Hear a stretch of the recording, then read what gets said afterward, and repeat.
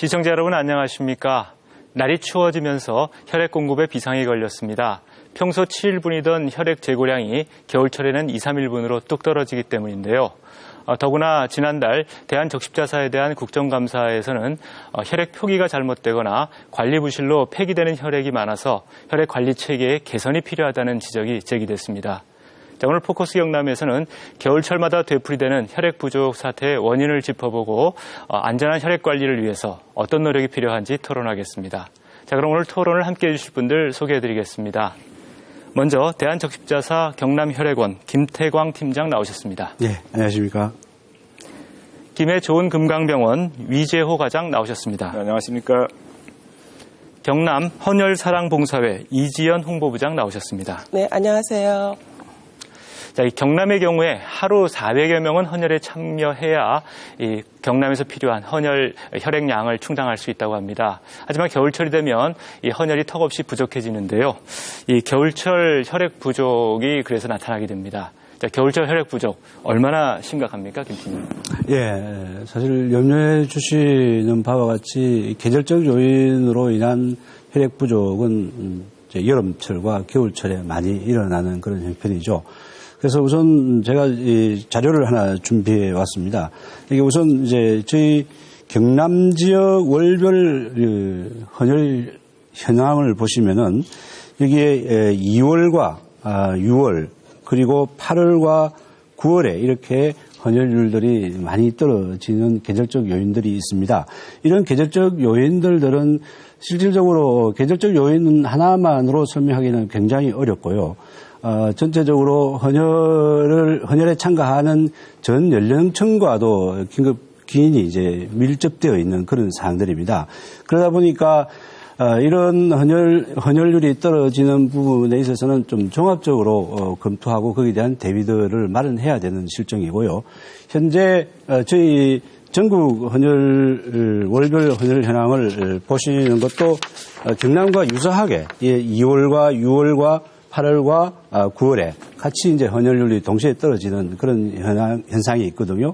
그래서 오늘 이런 토론을 통해서 여기에 대한 대안들도 좀 듣고 싶고 저희 적십자에 대한 입장들도 좀 설명드리는 그런 자리가 되었으면 좋겠습니다. 예. 자, 지금 계절별 이 헌혈률의 차이를 말씀을 주로 해주셨는데, 저희가 자료를 보니까 이 경남의 헌혈률이 4%로 이 전국 평균 5.6%보다 낮습니다. 이게 보니까 전국 15개 지역 중에서 11번째 순위인데, 예. 이 헌혈률이 우리 지역이 특별히 낮은 이유가 있는지 또 이렇게 낮으면 우리 지역의 이 혈액 수급에 문제는 없습니까? 어떻습니까? 예. 우선 이제 결론적으로 말씀을 드리면은 혈액 수급에 있어서는 전혀 문제가 없습니다. 전혀 문제가 없고요. 지금 말씀하신 것처럼 전국 헌혈률이 5.6%에 비해서 경남이 4%인 건 분명합니다. 그래서 그 4%의 인구가 13만 4천 명 가량의 헌혈자들이 저희 헌혈 운동에 동참해 주고 계시는데요.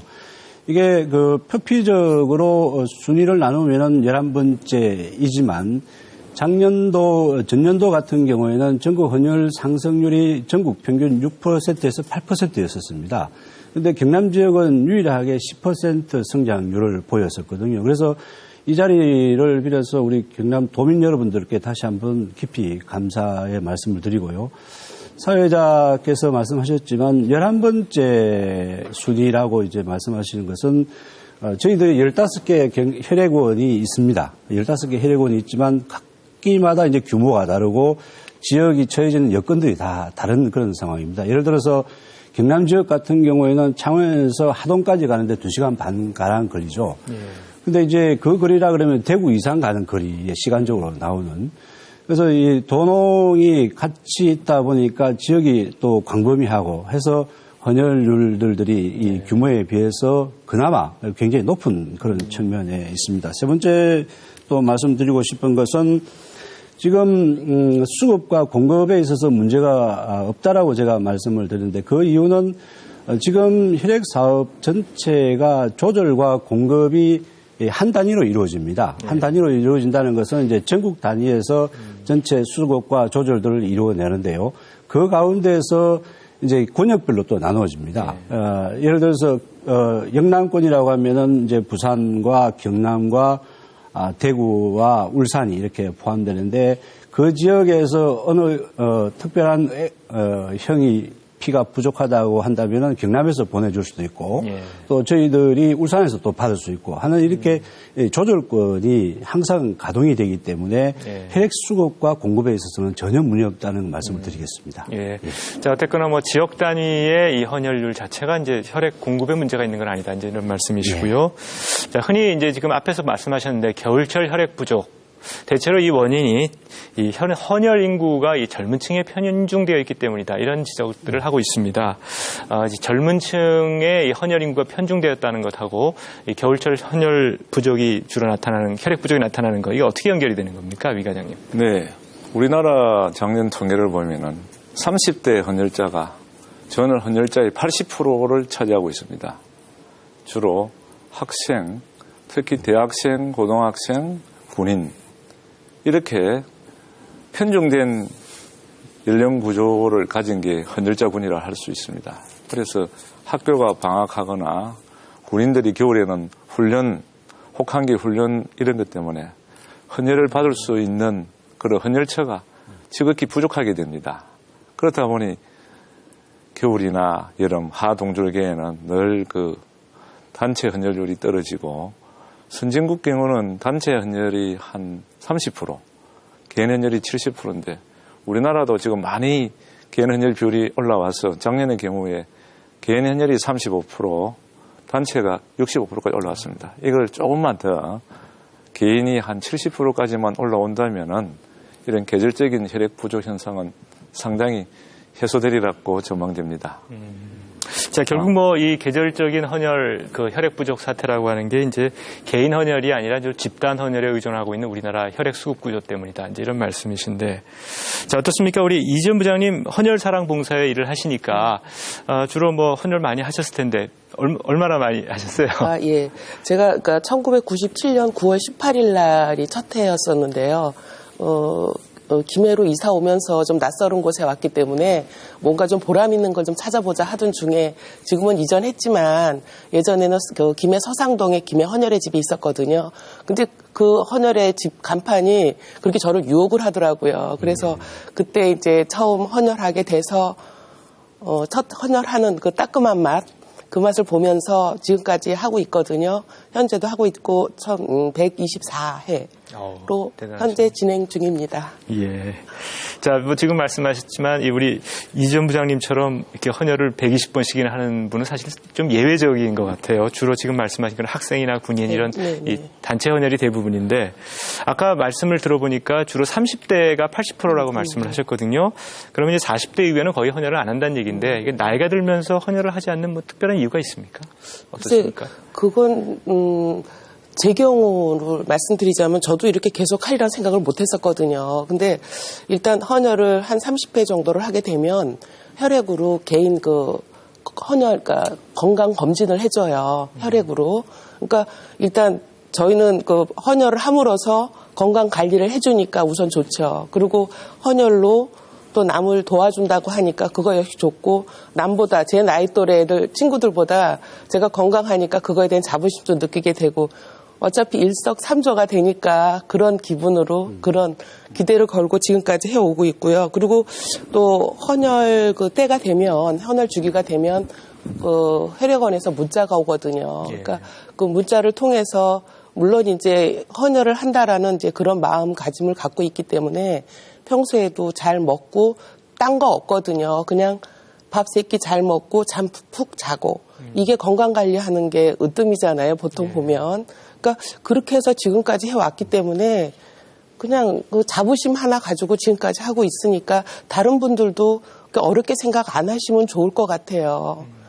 헌혈을 하는 게 건강관리 좋다. 네, 이런 말씀 일석삼조라니까요. 예, 알겠습니다. 그래서 하나 좀 보태고 싶은 것이요. 지금 이제 30대 헌혈이 80%가 아니고 10대에서 30대까지. 예. 그러니까 30대 이전까지가 이제 80% 정도 헌혈을 차지하고 있고요.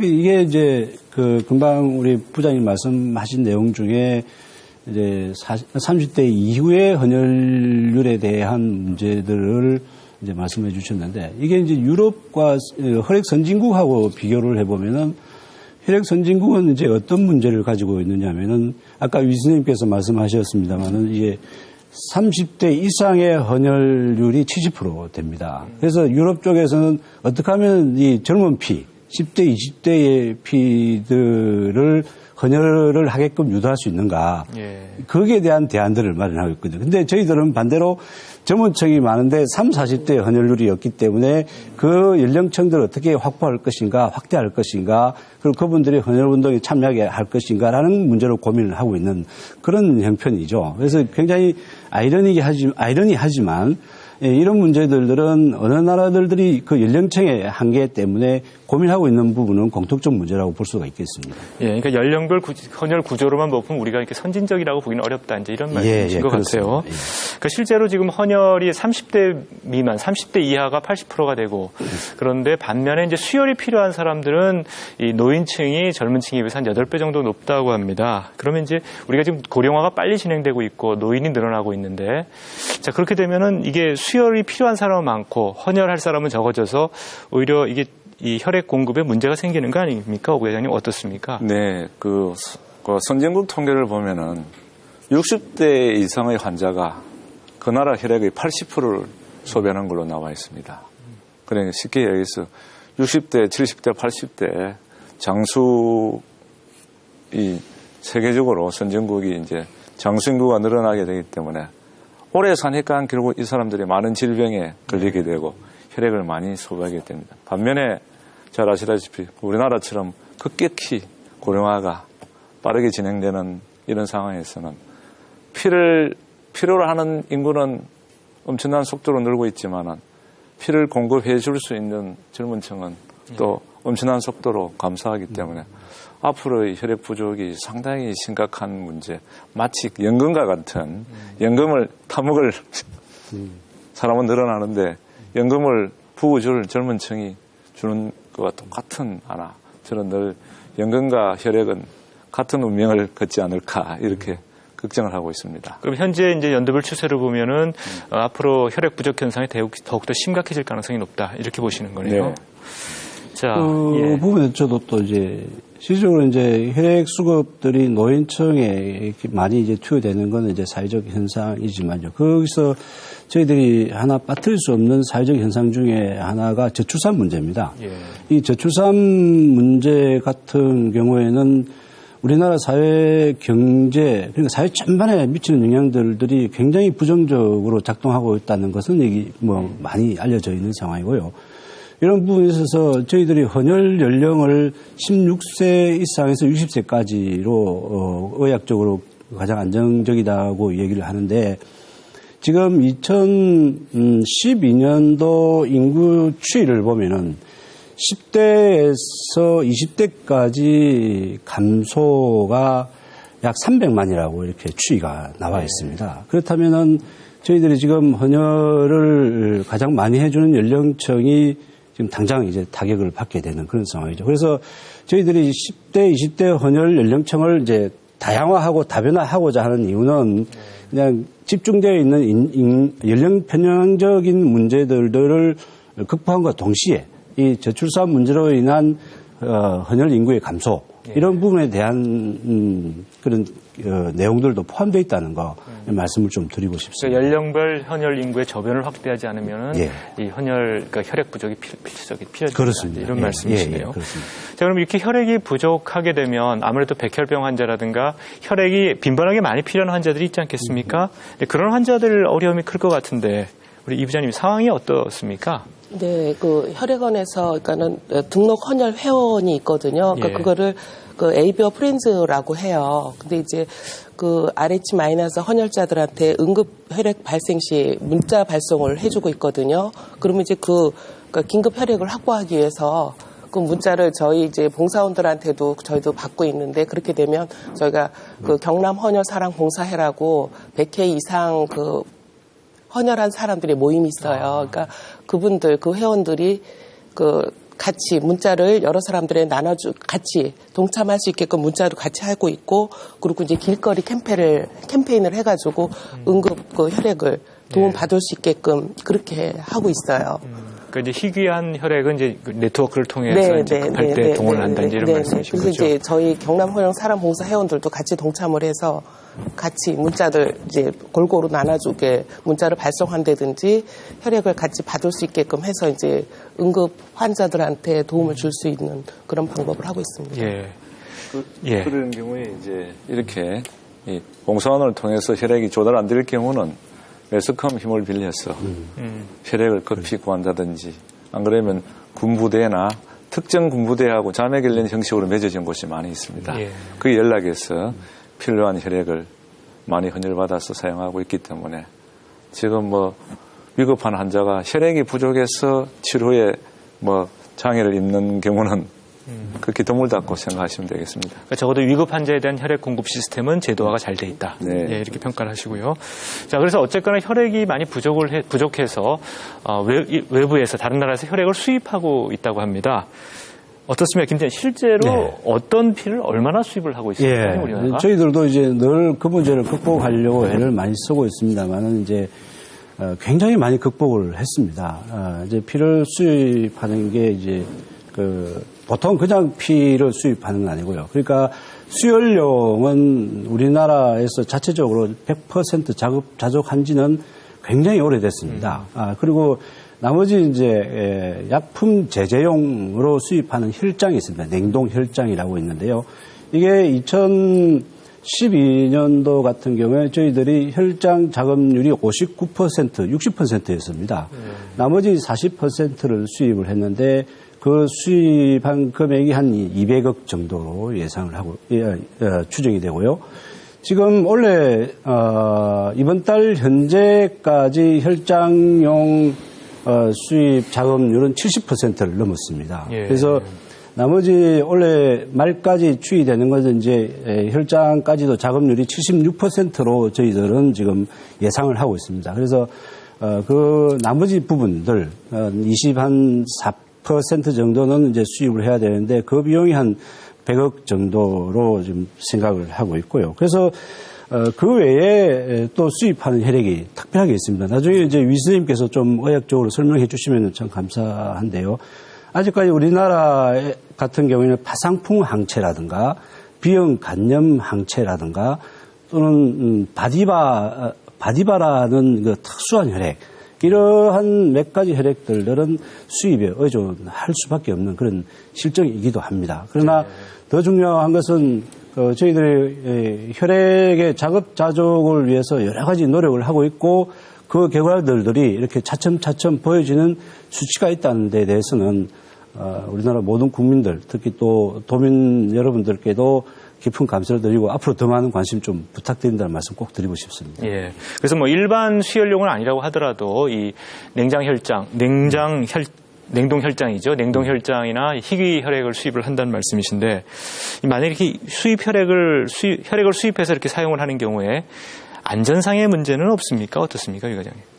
예, 그래서 복지부하고 적십자 관계자들이 혈장을 수입하기 전에 그 나라에 가서 혈액 관리 체계가 안전하게 정확하게 잘 운영되는지를 먼저 파악을 한 다음에 거기서 기존에 부합하면은 혈액을 수입하게 됩니다. 그리고 수입한 혈액을 또 우리나라에서 다시 검사를 하기 때문에 뭐 안전상의 큰 문제는 국내 혈액과 차이가 없다고 생각이 됩니다. 주로 어디서 수입을 해옵니까?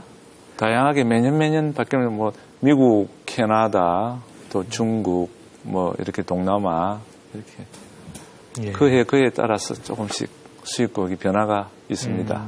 그러니까 혈액 수입국은 좀 다변화되어 있고 변화가 네. 있지만 적어도 그 안전관리 시스템은 현장에서도 안전관리를 하고 수입한 이후에도 안전관리를 하기 때문에 별 문제는 없다. 네. 자, 어쨌거나 뭐 혈액을 가능한 국내에서 자급 조작하는 게 좋을 것 같은데요. 이 혈액을 수입하지 않기 위해서는 연간 이 300만 명이 헌혈에 참여를 해야 한답니다. 이 헌혈 참여를 높이려면 아무래도 지금 헌혈의 집 같은 것들이 이제 많이 있어야 될 텐데 주위에서 헌혈의 집을 그렇게 별로 보지 못한 것 같아요. 헌혈의 집 같은 어떤 시설 인프라라 그럴까요? 네. 이런 것들은 지금 충분합니까? 어떻습니까? 우선 이제 개수로 실제적으로 절대적으로 부족하다고 말씀을 드릴 수밖에 없지요. 저희들 전국에 지금 138개 헌혈의 집이 있습니다. 그 가운데 적십자에서 운영하는 것이 121곳이고, 한마음 혈액원이라는 곳이 16곳, 그리고 중앙대 병원에서 운영하는 곳이 한 곳이 있습니다. 그래서 138곳이 전국을 커버하기는 실질적으로 부족하고 불가능합니다.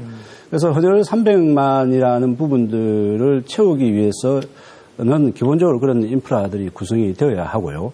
지금 비근한 예를 하나 들면은 이것이 적십자나 혈액을 담당하는 그런 곳에서 혼자서 이 일을 극복하기는 굉장히 어렵습니다. 그래서 보건복지부나 이제 도 단위, 광역 단위에서는 헌혈 장례 조례를 만든다든지 하는 이런 노력들을 꾸준히 해주고 계시는데, 경남 같은 경우에는 18개 시군구 지방자치단체가 있습니다만은 그 가운데 저희들이 지금 파악을 한 것은 6곳이 지금 헌혈 장례 조례가 이제 만들어져 있습니다. 그래서 이런 시설적 인프라도 중요하지만 행정적 지원 체계를 만들어내는 헌혈 장례 조례라든지 그 헌혈 문화 확산을 위한 이 정부 기관들의 노력들도 아울러 필요하다. 이렇게 그 헌혈 장려 조례라는 건 주로 어떤 내용들을 담고 있습니까?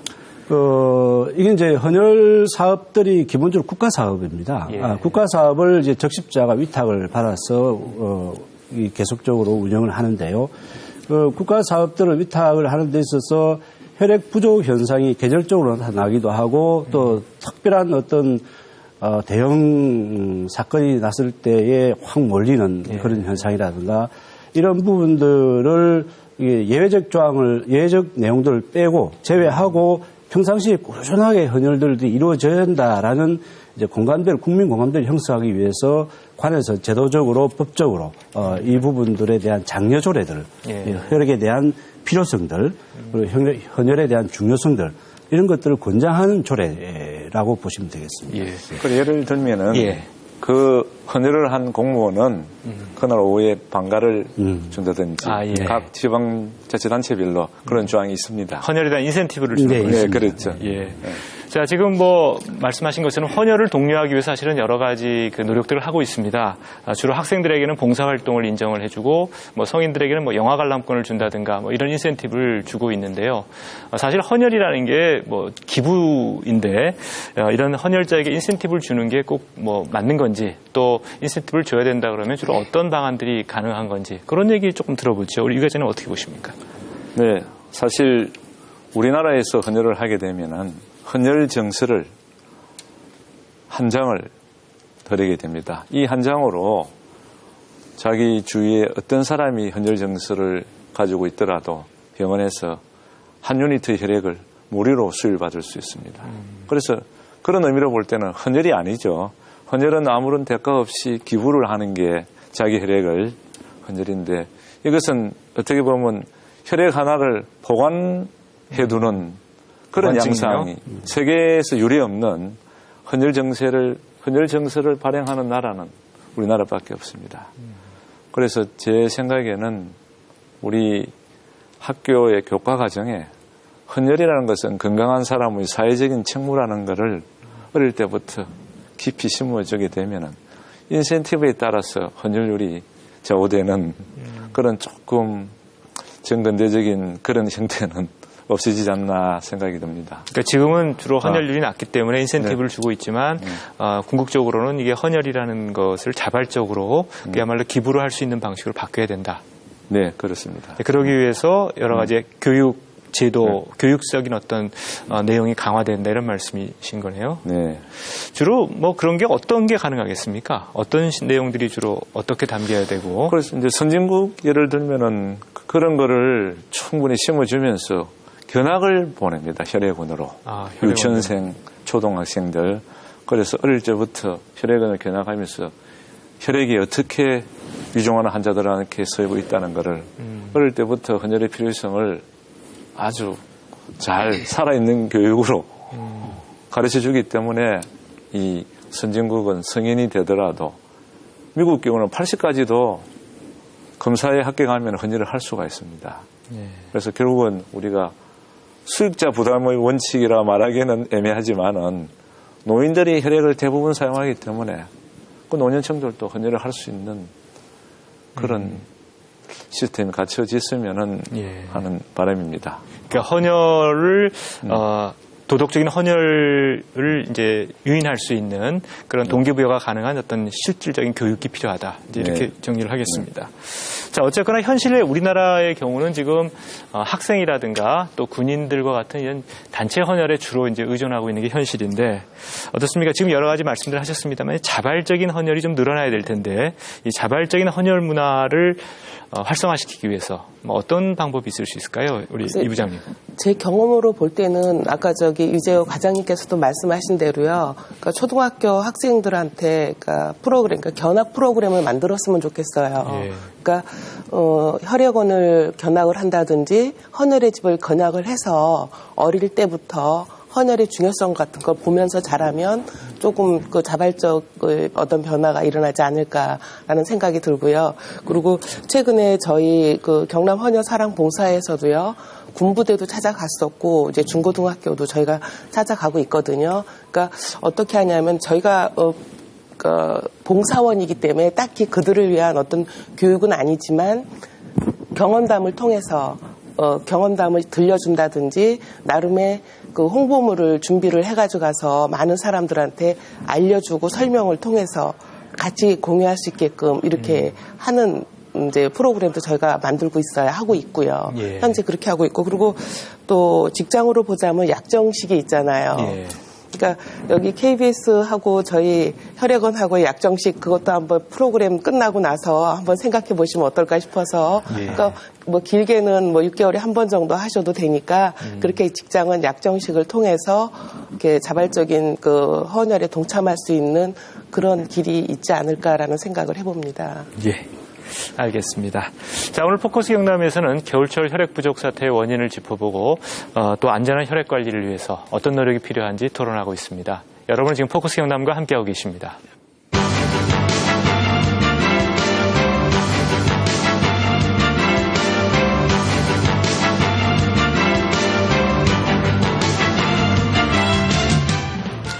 자, 이 헌혈 참여를 늘려서 이 혈액 공급을 늘리는 것도 중요합니다만 이 헌혈받은 혈액을 잘 관리하는 것도 또 더 중요합니다. 지금 혈액이 부족한 상태에서 또 많은 혈액이 버려지고 있다고 합니다. 도대체 얼마나 많은 혈액이 어떤 이유로 폐기되는 건지 그 부분에 대해서 우리 김태광 팀장께 좀 말씀해 주시죠. 예, 우선 가슴 아프고 죄송한 일입니다. 그리고 그렇게 생각하는 부분들과 더불어 굉장히 답답한 부분도 또한 있다는 게 사실입니다. 저희들이 이제 그 현혈을 받는다라는 것은 신체 일부를 기증받아서 그 소중한 뜻을 필요한 곳에 적절하게 이렇게 서임이 되어야 하는데 그 서임들을 제대로 하지 못하고 폐기된다라는 것은 어쨌든 저희들이 변명할 여지가 없습니다만은 이건 하나만 이제 말씀드리고 싶은 것이 있습니다. 저희들이 이 헌혈을 하기 전에 문진 과정이라고 있습니다. 예. 이제 문진 과정은 스스로 체크하는 문진이 12개 항이 있고요. 그리고 우리 간호사 선생님들하고 다시 1:1 면접을 통해서 필수 8개 항목을 체크를 합니다. 그래서 총 20개의 문항을 체크하고 이제 체혈에 들어가는데 그 가운데 이제 문진상을 할 때 이제 허위로 기재하시는 분들이 있습니다. 또는 본인이 나의 몸 상태라든지 내가 먹고 있는 복용하는 약의 문제라든지 이전에 했던 수술의 문제라든지 이런 부분들을 이제 개인의 신상에 대해서 노출되는 것을 염려하셔가지고 숨기는 경우가 있습니다. 그래서 어쨌든 그렇게 해서 체혈이 되고 난 이후에 저희들이 이제 검사센터가 있어서 검사하는 과정에 이제 생기는 발생들이 이제 그 부분입니다. 그 검사센터에서는 6개 검사를 하는데 B형 간염, C형 간염, 그리고 매독, 에이즈, 그 다음에 ALT라고 이제 감기능 검사가 있고요. 그 다음에 그 인체 세포 내의 림프종에 대한 6개 검사를 하는데 이 6개 검사에서 하나라도 양성이 나온다고 하면은 그 혈액은 무조건 폐기되어야 됩니다. 왜냐하면은 그것이 수혈이 됐을 때는 늘 말씀드리는 혈액 사고가 이제 나와지는 것이죠. 그래서 저희들이 그 문진사항이나 이런 부분에서 더 철저히 해야겠지만 우리 헌혈을 하고자 하는 좋은 뜻을 가지고 오신 우리 헌혈자들께서도 그 내용에 대해서 솔직하게 이게 결코 험이 되거나 이게 다른 곳으로 그 신상이 흘러가거나 이러지는 절대 않습니다. 그래서 좀 더 정직하게 말씀해 주신다 그러면은 이런 자연 폐기되는 438팩이 전국 단위입니다만은 이 438유니트가 사라지는 이런 일들은 사라질 거라 생각을 합니다. 438팩이라는 게 하루에 폐기되는 분량이 예, 그렇습니다. 상당히 많이 폐기되는 예, 많이 되고 있습니다. 예. 자, 이 체열 후에 검사센터에서 검사하는 과정에서 부적합 혈액으로 이제 판정이 돼서 폐기가 되는 건데, 그렇지만 이제 헌혈자 입장에서는 사실 큰맘 먹고 이게 헌혈을 했는데 이 헌혈한 피가 폐기된다 그러면 상당히 불쾌할 것 같아요. 이 폐기되는 혈액을 최소화할 수 있는 방안, 어떤 것들이 가능하겠습니까? 네, 이 폐기되는 혈액은 크게 세 가지로 분류를 할 수 있을 것 같습니다. 첫째, 지금 우리나라의 생애 처음 헌혈자, 처음 헌혈하는 사람에 대한 정보는 전혀 알 수 없기 때문에 아까처럼 자기가 속이고 헌혈을 하게 되면은 사후에 폐기되는 경우가 있고, 근데 실제로 생애 첫 헌혈자가 전체 헌혈자의 한 16%밖에 차지하고 있지 않습니다. 그러면 나머지는 어떻게 폐기되느냐? 아까처럼 혈액원의 관리 부실로 적정 온도에서 보관을 해야 되는데 뭐 시스템이 오작동이라든지 아까처럼 그 혈액원 직원의 실수로 뭐 라벨을 잘못했는데 이렇게 폐기되는 경우가 있고, 또 세 번째는 이제 우리가 항상 적정 혈액을 어느 정도 확보해야 됩니다. 혈액형별로 5일분 이상씩 확보하다 보면은 보존기간을 지나서 자연 폐기되는 경우도 있습니다. 이렇게 크게 세 가지가 있기 때문에 마지막 그 세 번째는 어떻게 우리가 줄일 수는 없는 거고, 응급 환자를 위해서 항상 적정한 혈액을 보유하다 보면은 그게 시간에 적절하지 않게 공급이 안 되면 자동적으로 폐기됩니다. 그런데 앞에 두 가지, 처음 헌혈자는 아까처럼 충분히 헌혈자 자신이 양심에 호소해서 아까운 혈액이 버려지는 이런 일이 없도록 좀 철저하게 교육을 시키고, 두 번째는 이 혈액원 관리 시스템을 좀 더 엄격하게 좀 선진화해서 그런 종사자 실수로 폐기되는 혈액이 없도록 하는 게 중요할 것 같습니다. 그럼 이제 현재 시스템상으로 우리가 그 혈액 폐기율을 낮추기 위해서 이제 가능한 게 이제 혈액원의 관리 부실로 인한 부분 아니겠습니까? 이 부분이 전체 폐기 혈액이 얼마나 차지하고 있습니까? 그 부분은 우리 혈액원에 근무하고 계시는 김 선장님이 한번. 예, 그 부분에 있어서 지금 이제 저희들이 명확한 자료 수치를 지금 바로 되긴 없지만 이제 위 선생님께서 말씀하신 대로 하면 인적 에러, 잘못, 이런 부분들로 혈액 폐기가 되는 예들들이 제가 알기로는 10년 전쯤에는 가끔 그런 일들이 발생했다라고는 들었습니다만은 현재 상황에서 인적 에러들을 최소화한다 하더라도, 혹시 하나씩 이렇게 발견되는 경우가 있습니다. 근데 인적 에러라는 게 뭐 A형인데 뭐 A, B형으로 표시했다거나 그런 경우를 말씀하시는 거죠? 그러니까 이게 혈액팩에 형을 잘못 부착하는 그런 케이스가 있기는 합니다만 그게 이게 수치로 나타내지 못할 정도로의 미미한 정도라는 것은 분명히 말씀을 드릴 수 있겠습니다. 제가 잠시 부분 설명드리면은 아까 좀 혈액원 종사자의 인적 실수는 극히 미미하고 아까 좀 장비 이 냉장고가 이게 조금 고장이 나서 적정 온도를 초과해서 폐기되는 경우가 요 수년간에 몇 건 있었습니다. 그래서 항상 우리가 사람의 인적 교육도 중요하지만 장비의 철저한 관리, 고장 예방 이런 게 아주 다량의 혈액을 인적 실수로 혈액이 한두 유니트로 끝나지만 장비 오작동으로는 수백 개의 혈액이 폐기되기 때문에 아주 그게 중요하다 생각이 듭니다. 그러니까 보존 장비 관리가 가장 중요하다 이런 말씀이시죠. 자, 이 헌혈하는 사람 입장에서 보면 또 이 헌혈이 안전하고 또 뭐 후유증이라든가 부작용이 없어야 될 텐데요. 근데 이제 2010년부터 5년간 지금 현재까지 보니까 헌혈 중 다치거나 이제 후유증을 겪은 사람이 그래서 이제 보상을 받았는데 그런 보상을 받은 경우가 1,612건이라고 합니다. 그러니까 헌혈 후유증이 꽤 있다라는 얘기인데 네. 주로 어떤 후유증을 앓고 있습니까? 네, 우선 이제 제가 자료를 하나 준비를 더 했습니다. 이게 이제 저희 나라뿐만 아니고 다른 나라 케이스도 같이 이제 자료를 준비를 했는데요. 지금 저희 대한적십자 혈액 사업의 가장 큰 목표는 그렇습니다. 가장 안정적이고 가장 안전하게 혈액을 공급하는 것이 저희의 그 비전이라고 말씀을 드렸습니다. 그 속에서 이제 자료를 잠깐 보여드리면서 설명을 드리도록 하겠습니다.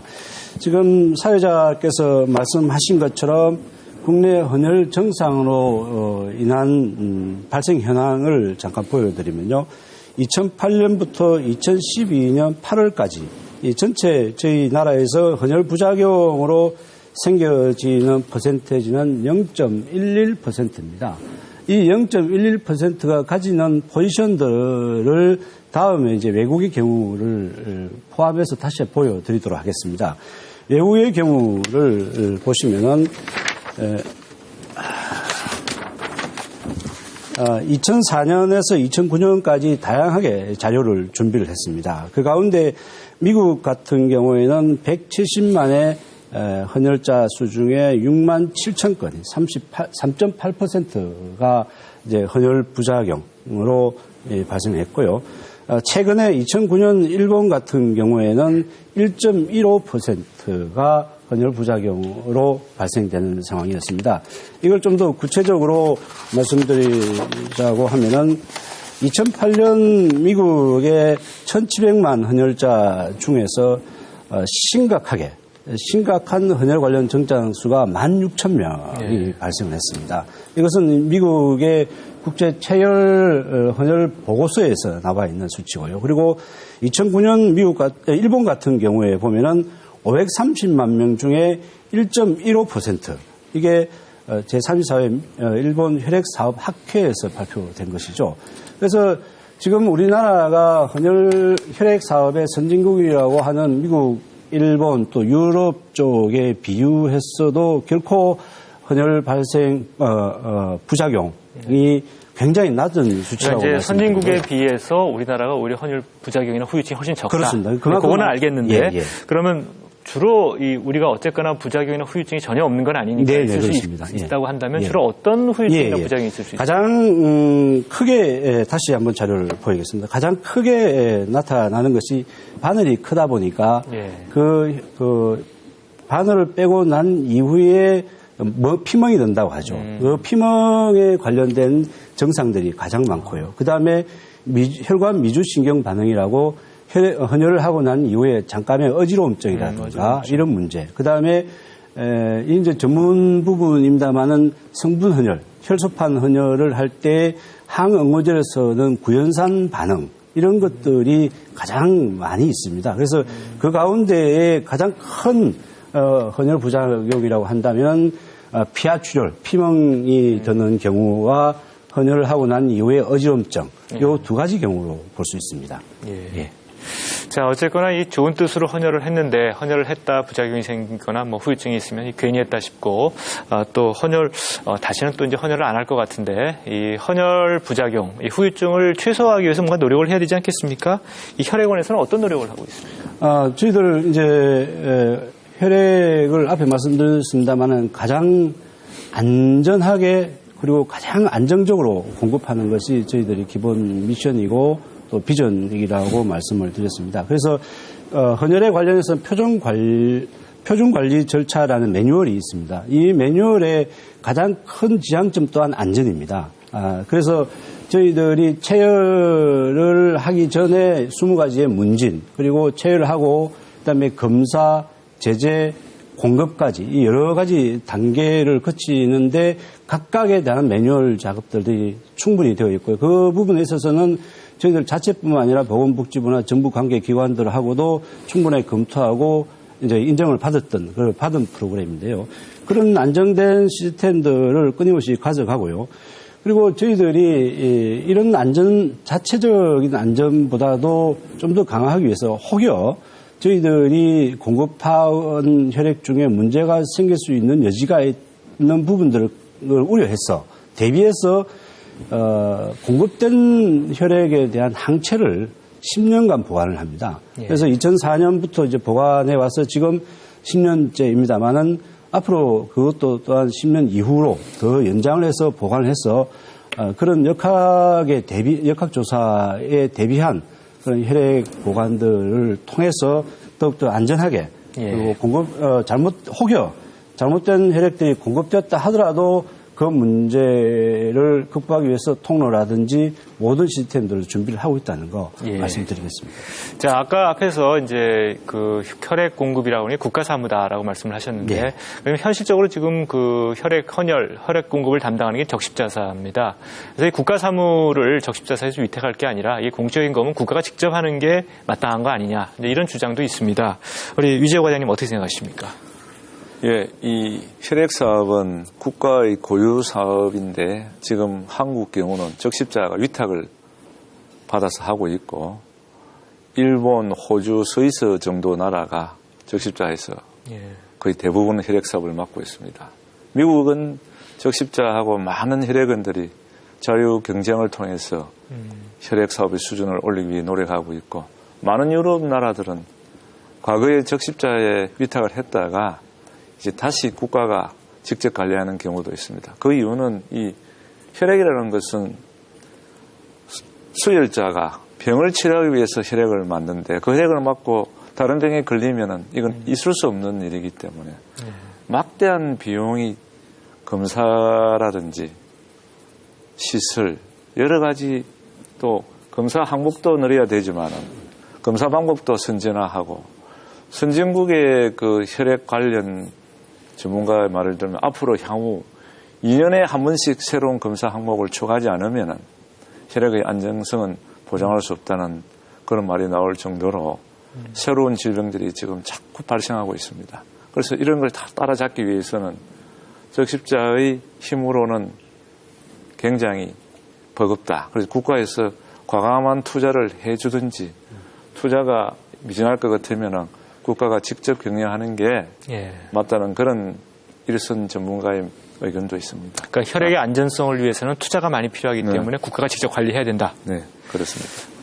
우리 김태형 어떻게 보세요? 맞는 말씀입니다. 지금 현재도 그 국가에서 굉장히 많은 이제 투자와 그리고 이제 관심을 가지고 있고요. 실제로 적십자에 와 있는 혈액 사업들을 2006년도에 국회에 정부 안으로 이제 정부 입법까지 갔던 경우도 있습니다. 이제 갔던 경우도 있는데 혈액은 가장 우선이 되어야 될 것이 무엇보다도 우선이 되어야 될 것이 안전 문제입니다. 이 안전 문제를 구축하기 위해서는 유 선생님께서 말씀하셨습니다마는 시스템뿐만 아니라 시설, 인프라, 그리고 인력, 그 외에 부수되는 여러 가지 문제들도 있지만 저희 적십자 같은 경우에는 이제 봉사원님들의 그 활약과 헌신들이 기반이 되어 있거든요. 그래서 그 가운데 이제 두 가지를 하나는 이제 보이는 비용 절차 때문에 무산이 되었던 게요. 지금 저희 경남혈액원이 35년째 혈액 사업을 하고 있습니다. 35년째 혈액 사업을 하고 있으면서 현재 인력이 100명입니다.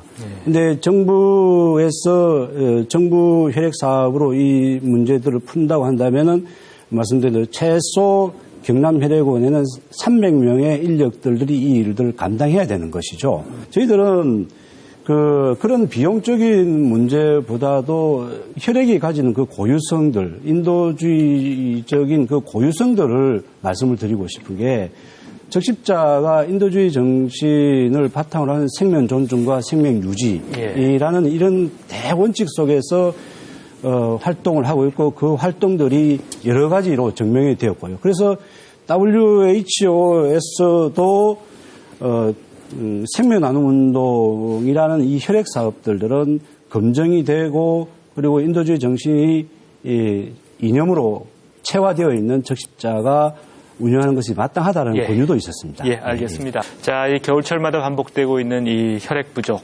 어떻게 해결할지, 또 혈액의 안전성을 어떻게 강화해야 될지 여러 가지 논의를 해봤습니다만, 마지막으로 이 혈액 부족을 해결하고 헌혈을 확대하고 또 안전성을 강화하기 위해서 어떤 노력이 필요한지 정리 말씀 듣고 마무리하겠습니다. 자, 먼저 김태광 팀장부터 마무리 말씀 예, 주시죠. 감사합니다. 장시간 좋은 말씀들 오늘 귀담아 듣고 저희 혈액원에서도 새로운 시스템 구축뿐만 아니라 헌혈자에 대한 안전 문제 이런 부분들에서 함께 고민을 하도록 하겠습니다. 그와 마찬가지로 헌혈은 나의 신체 일부를 내어주는 아주 귀중한 나눔 활동입니다. 이 나눔 활동이 개인적 만족을 떠나서 이웃과 사회와 국가가 함께 이루어내는 공동선의 한 방식이라고 저희들은 생각을 하고 있습니다. 그래서 경남 지역 내에 있는 여러 기업과 기관들 그리고 학교들 함께 이 문제들을 고민해 주셨으면 감사하다는 말씀 드리겠습니다. 고맙습니다. 예. 자, 위재호 회장님 마무리 발언해 주시죠. 네. 말씀드렸다시피 정부의 과감한 투자, 지금 우리 혈액원이 아직 GMP 기준을 적용하지 않고 있습니다.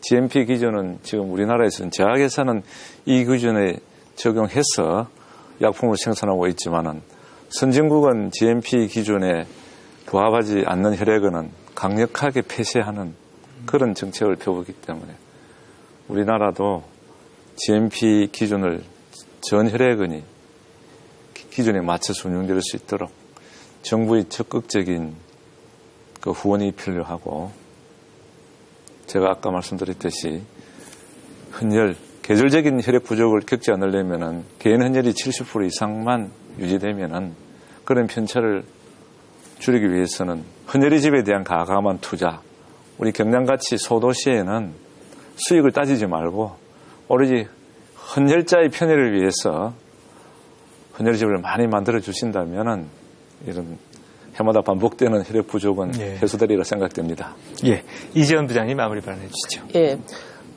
제가 124번 했다고 말씀드렸는데요. 오시기 어려운 분들은 홈페이지를 통해서 예약 문진을 할 수가 있거든요. 그러니까 예약 문진을 하시고 공휴일도 주말이고 다 하니까 1시간만 낼 수 있는 시간이 된다면 일단 그 시간에 맞춰서 예약 문진을 먼저 해주세요. 그리고 직접 오실 수 있는 분들은 반드시 주민등록증 좀 챙겨오세요. 오셔서 하신다고 했다가 주민증 안 갖고 오셔갖고 그냥 가시는 분들 너무 안타깝거든요. 그러니까 저는 봉사원이기 때문에 딱히 뭐 관리를 한다거나 그렇진 않지만 오셨을 때 캠페인에 동참하고자 갔을 때 어려운 걸음 해주신 분들이 그냥 가셨을 때 가장 마음이 아파요. 그러니까 주민등록증 꼭 챙겨오셔서 이웃과 같이 나눌 수 있는 헌혈을 같이 나눌 수 있는 그런 행복한 시간을 마련해 주셨으면 합니다. 예, 고맙습니다. 자, 고령화 속도가 빨라지고 있는 가운데 이 혈액 수요는 증가하고 있습니다만은 자발적인 헌혈은 여전히 낯설고 익숙하지 않은 게 현실입니다. 안전하고 안정적인 혈액 공급을 위해서 이 정부도 대책 마련에 나서야 되겠습니다만은 이 혈액이 꼭 필요한 이웃에게 내가 가진 것을 나눠줄 수 있는 마음가짐이 이 팍팍한 세상에 을 좀 더 따뜻하게 하지 않을까 싶습니다. 자, 오늘 포커스 경남 여기서 마치겠습니다. 함께해 주신 여러분 고맙습니다. 안녕히 계십시오.